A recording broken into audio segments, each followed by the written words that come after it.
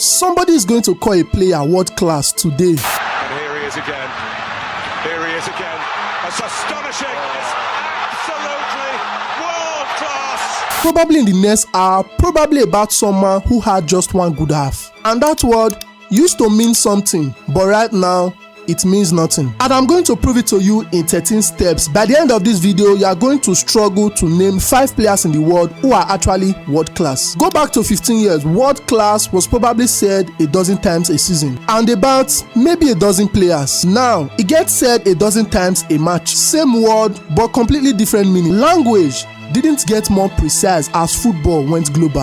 Més capradeta per Messi, Messi, Messi, Messi, Messi, Messi, Messi, Messi, immens Messi, encara Messi, encara Messi, encara Messi, encara Messi, encara Messi, encara Messi, encara Messi, encara Messi, encara Messi, encara Messi, encara Messi, encara Messi, gol, gol, gol, gol, gol. It got loser, and nobody agreed on that shift. It just happened. Ask 10 pundits what world class actually means, and you get 10 different answers. Some mean best in their specific position. Some mean wins big trophies, while others scored a worldly last Saturday. That's not a category, that's a vibe.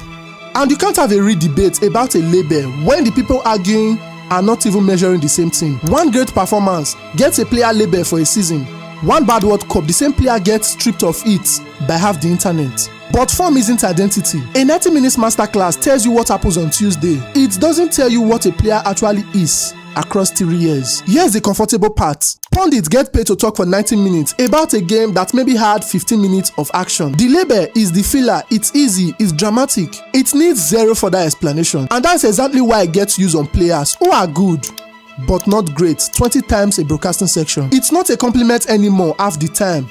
It's an ammunition. Fans use world class to win arguments over a transfer fee, about Ballon d'Or snubs, about which league is better. The word stopped describing the player, it started describing the argument the fan is trying to win. Look at the end of season output at elite level this year. Lamine Yamal, 26 goals, 20 assists, La Liga title, and a Ballon d'Or runner-up. That's not very good. That's a different tier produced entirely by someone who isn't even old enough to own a car in most countries. Most players labeled world class aren't even in shouting distance of these numbers. Here's a fact that should end most world class debate on the spot. The Ballon d'Or award usually do not go to players whose country did not reach at least the World Cup semi-finals in a World Cup year.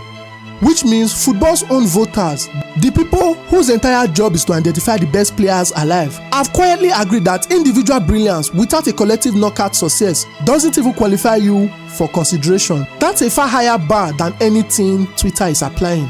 Track how many players were called world class at 23 are still being called world class at 28. The list gets short fast. Real world class status survives decline curves, tactical changes, new competitions. Most label players are actually just having just a great stretch, and then the stretch ends. Strikers and attacking players get the label constantly. Centre backs and defensive midfielders never do, no matter how dominant. A player like Saliba gets floated for a Ballon d'Or, and it makes headlines, specifically because it's rare enough to make news. That's not because defenders can't be elite. It's because the label was built by people watching highlight reels, and defending doesn't produce highlight reels. Haaland is one of 2 or the 3 most lethal strikers alive, and his Ballon d'Or case gets stalled for years just because his country haven't gone deep in any major international tournament, a variable he barely controls. Meanwhile, a player having a good 6 weeks at the World Cup, surrounded by a good team, and suddenly he starts getting into conversations. That's not measuring the player,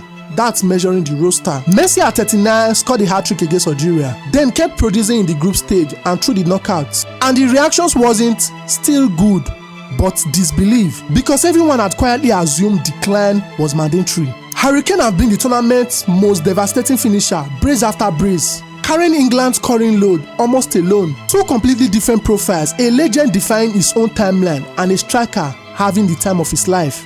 Both are thrown into the conversations of world class, not just because Harry Kane is having a good World Cup run, it's because Harry Kane has been consistent for the past 6 years. Let's go back to what was written about players that were labeled world class some decades ago. Half of them are barely remembered now. The label wasn't wrong because the players were bad. It was wrong because the label wasn't actually predicting anything. It was reacting to a moment and dressing the reaction up as permanent judgment. Strip it all down, sustain that put across multiple seasons, performance that holds up in big moments, not just highlight reels. Team success at the level the sport sets at its own cutoff. Apply that honesty right now across the entire planet. And you are not looking at 50 players, you are not looking at 20, and you are looking at 5 players, maybe even fewer, depending on how strict you want to be. So next time you hear the phrase, stop and ask which definition the person is actually using.